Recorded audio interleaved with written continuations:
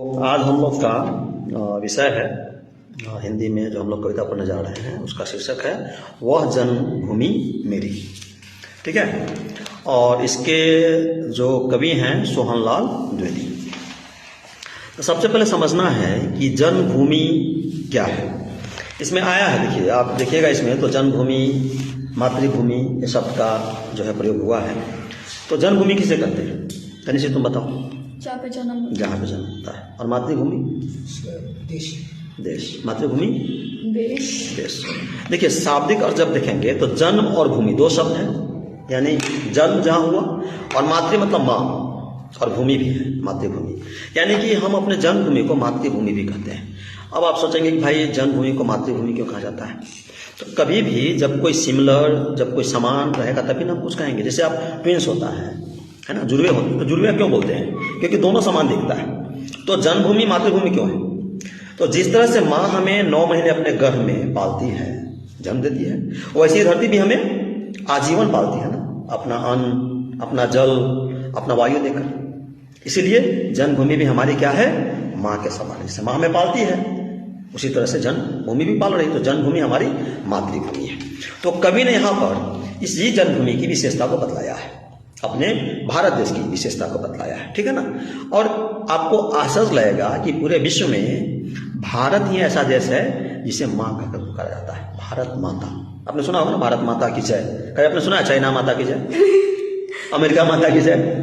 तो सोच लीजिए हम भारतवासी ऐसे हैं जो अपने भारत को अपनी माँ के समान मानते हैं। तो कवि कह रहे हैं वह जन्मभूमि मेरी वह मातृभूमि मेरी। कौन जन्मभूमि, जहां पर हमने जन्म लिया है, यानी हमारी भारत। तो भारत हमारी जन्मभूमि है और भारत हमारी माँ भी है। चाहे भारत के जिस कोने में आपने जन्म लिया हो वो आपकी माँ ही है, चाहे वो बिहार हो, उत्तर प्रदेश हो, मध्य प्रदेश हो, है ना। मतलब जम्मू कश्मीर से लेकर कन्याकुमारी तक, और इधर आप चले जाइए राजस्थान से लेकर पूरा में अरुणाचल प्रदेश तक, भारत के किसी भी क्षेत्र में आप जन्म लिए हैं वह आपका जन्मभूमि है। तो कवि ने यहाँ पर भारत की विशेषता का वर्णन किया है, और सबसे पहले वह लेकर चलते हैं हिमालय की ओर।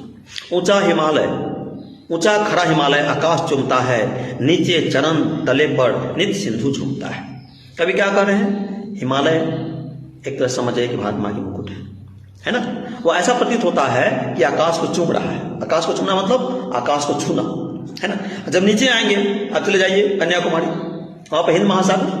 अब भारत का नक्शा देखिए, ऐसा लगता है कि भारत माँ का पैर वहां है और सिर अगर हिमालय है तो पैर उनका कहाँ पर है, कन्याकुमारी के पास। और उनके पैर को कौन धो रहा है, हिंद महासागर। यानी हिंद महासागर मालिक वहां पर झूमता हुआ नजर आता है। किनके चरण के तले, भारत माता के चरण के तले। तो ऊंचा खड़ा हिमालय आकाश को चूमता है और नीचे चरण तले पर नित्य सिंधु झूमता है। गंगा यमुना त्रिवेणी नदियां लहर रही हैं, जगमग छटा निराली पग पग पर छा रही है। गंगा यमुना त्रिवेणी, त्रिवेणी मतलब 3 नदियों का समूह, जहां पर 3 नदियां मिलती है। उत्तर प्रदेश में प्रयाग, जहाँ पर 3 नदियाँ मिलती हैं, गंगा यमुना और सरस्वती। तीनों नदी जहाँ मिलती है उसको हम लोग त्रिवेणी बोलते हैं। ठीक है ना। तो यह जो है कहाँ पर है, यह भारत में। तो गंगा यमुना त्रिवेणी नदियाँ लहर रही हैं, जगमग छटा निराली पग पग पर छा रही है। वह पुण्य भूमि मेरी वह स्वर्ण भूमि मेरी, वह जन्मभूमि मेरी वह मातृभूमि मेरी। तो जहाँ पर ये गंगा यमुना सरस्वती तीनों नदियाँ मिल रही है वह हमारे लिए पुण्य भूमि है, और वही भूमि हमारी स्वर्ण भूमि भी है। सोने के समान है वह और पुण्य के समान है। हम अपने सारे पुण्य कर्म इसी धरती पर करते हैं, इसलिए धरती भी हमारी पुण्य भूमि है और ये धरती को हम स्वर्ण भूमि भी मानते हैं, सोना के समान मानते हैं। और यही हमारी जन्मभूमि भी है और यही हमारी मातृभूमि भी है। अब भारत के बीच भाग में आइए, उत्तर प्रदेश मध्य प्रदेश ये सब बीच भाग है। तो पहाड़ देख लिए हमने, ऊपर जम्मू कश्मीर पहाड़ देख लिए है ना। अब मध्य भाग में जब आते हैं तो यहाँ पर कभी क्या कहते हैं, झरने अनेक झरते जिसकी पहाड़ियों में चिड़ियाँ चहक रही हो मस्त झाड़ियों में। अब मध्य भाग से थोड़ा सा ऊपर जो हिमालय रेंज है, वो पहाड़ियों को आप अगर देखेंगे तो क्या है, यहाँ पर जगह जगह आपको झरने मिलेंगे। हम लोग चूँकि कालिम्पोंग दार्जिलिंग में देख सकते हैं, सिक्किम वगैरह में भी आप जाएंगे तो वहाँ पर देखेंगे हर पहाड़ी इलाका पर क्या होता है, झरने झरते दिखाई पड़ते हैं। ये भारत की विशेषता है। कितना सुंदर कितना मनोरम लगता होगा कि पहाड़ से जब झरने झरते हैं, लोग पर्यटक लोग वहाँ देखने आते हैं भाई। और हम लोग सौभाग्यशाली है कि कालिम्पोंग में हैं और हमें कई स्थानों में जो झरने देखने को मिलते हैं। ठीक है ना। चिड़ियाँ चहक रही हो मस्त झाड़ियों में, और बीज की मैंने बात किया है उत्तर प्रदेश, मध्य प्रदेश, जहाँ पर जो है बहुत सारे जो है पेड़ पौधे लगे रहते हैं। आम का पेड़ है, जामुन का पेड़ है, लीची का पेड़ है। वहाँ जब जाइएगा तो वहाँ पर चिड़ियों की चहचहाट जो है आपको सुनने को मिलेगी। और वहाँ पर जहाँ पर आम की खेती होती है, अपना पश्चिम बंगाल, मालदा वगैरह में भी है, बिहार, यूपी वगैरह में भी आम की खेती होती है। वहाँ पर जाइएगा तो आमों के जो पेड़ में जब मंजर लगते हैं, यही फरवरी मार्च के समय में जब मंजर लगते हैं, उसकी भीनी भीनी सुगंध आपको, मतलब वहाँ पर मतलब एक अलग सुगंध आपको आएगा आम के मंजर के, जिसको आम का फूल जो होता है उसका मंजर बोलते हैं उसको। और वहाँ पर कोयल की कूक सुनाई पड़ेगी, यानी बसंत ऋतु का आगमन हो जाता है। तो अमड़ाइयाँ घनी है, कोयल पुकारती है, बहती मलय पवन है, तन मन संवारती है। और फिर अगर आप भारत के सबसे नीचे चले जाते हैं, आप तमिलनाडु में चले जाइए, केरला में चले जाइए, जहाँ पर जानते भी होंगे कि चंदन की खेती होती है, चंदन के पेड़ होते हैं। तो एक मलय पहाड़ है जहाँ पर ज़्यादातर चंदन की खेती होती है। और उस मलय पहाड़ से जो हवा बहती है वो चंदन की खुशबू लाती है, पूरे शहर गमगमाने लगता है, तन मन जो एकदम समझ जाते हैं, एकदम स्फूर्ति आ जाती है। ये हमारी भारत की विशेषता है। हमें गर्व होना चाहिए कि ऐसे देश में हमने जन्म लिया है। हम अपने सारे धर्म इसी देश में करते हैं, हम अपने कर्म इसी देश में करते हैं। जन्म से लेकर मृत्यु तक के जो कर्म है वह कहाँ निभाते हैं? अपने भारत देश में। इसीलिए इस देश को धर्म भूमि भी कहा गया हुआ है और कर्म भूमि भी है। तो वह धर्म भूमि मेरी, वह कर्म भूमि मेरी, वह जन्मभूमि मेरी, वह मातृभूमि मेरी। कवि ने आगे बताया है कि भारत ऐसा देश है जहाँ पर बहुत सारे साधु संत ऋषि मुनियों ने जन्म लिया है, भगवानों ने जन्म लिया है ना। राम, सीता, कृष्ण इसी भारत में भूमि में जन्म लिए हैं, जो आज हमारे आदर्श भी हैं। जन्मे जहाँ थे रघुपति, जन्मी जहाँ थे सीता।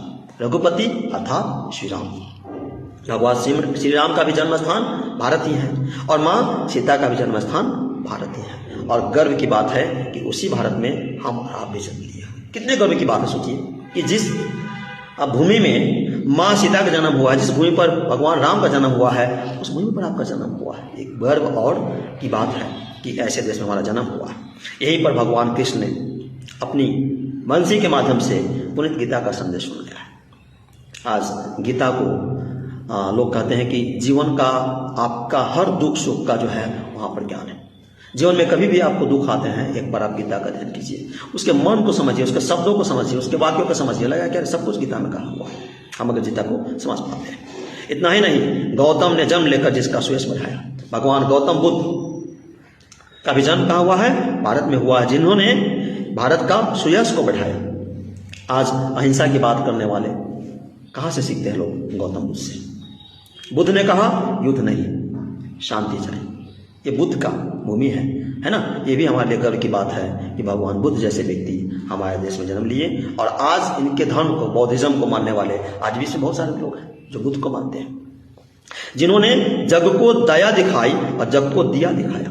दया, उन्होंने, बुद्ध ने कहा था प्रत्येक व्यक्ति पर दया करने के लिए, यहाँ तक कि पशु पक्षियों पर भी दया कीजिए, उसे ही मारने का अधिकार नहीं है।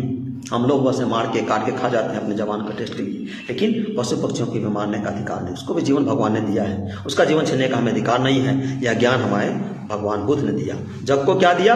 दया दिखाई और जग को दिया दिखाया। देखिए, एक मात्रा का अंतर है, एक में दया है और एक में दिया है। दिया का मतलब होता है ज्ञान, दिया का मतलब रोशनी भी है, और दिया का प्रतीकात्मक जो सिंबलाइज है वो है ज्ञान। तो ज्ञान देने का काम किसने दिया? भगवान बुद्ध ने दिया। वह युद्ध भूमि मेरी, वह बुद्ध भूमि मेरी। यह युद्ध भूमि भी है जहाँ पर रामायण और महाभारत जैसे युद्ध हुए हैं, सत्य और सत्य के बीच युद्ध हुए हैं, अपने कर्तव्य को निभाने के लिए युद्ध हुए हैं, है ना। और हर हमेशा युद्ध में क्या हुआ है? जीत किसकी हुई है? सत्य की जीत हुई है। हाँ, सत्य परेशान हो सकता है लेकिन सत्य पराजित नहीं हो सकता है। तो यह हमारी युद्ध भूमि भी है और हमारी बुद्ध भूमि है, क्योंकि भगवान बुद्ध ने भी इसी धरती पर जन्म लिया हुआ है। और गर्व की बात है, यही बुद्ध भूमि हमारी जन्मभूमि भी है और हमारी मातृभूमि भी है। जहाँ हमारा जन्म हुआ है, हमारी माँ ने भी वहाँ जन्म लिया, ठीक है ना। तो हम अपने जन्मभूमि को मातृभूमि भी कहते हैं, क्योंकि जिस तरह से हमें माँ जन्म देकर या अपने कोख में पालकर बड़ा करती है, फिर जन्म देती है, और जन्म देने के बाद हम उसी माँ की गोद में धरती में जो है उनकी अन्न हवा पानी से जो है बड़े होते हैं। इसी कारण से यह हमारा देश भी माँ के समान है, ठीक है ना। तो चूँकि समय कम है और कम समय में जो है आपको एक्सप्लेन करना था, आप लोगों का परीक्षा नज़दीक आ रही है। I hope understood everyone. Any doubt? Any no doubt? Okay, thank you.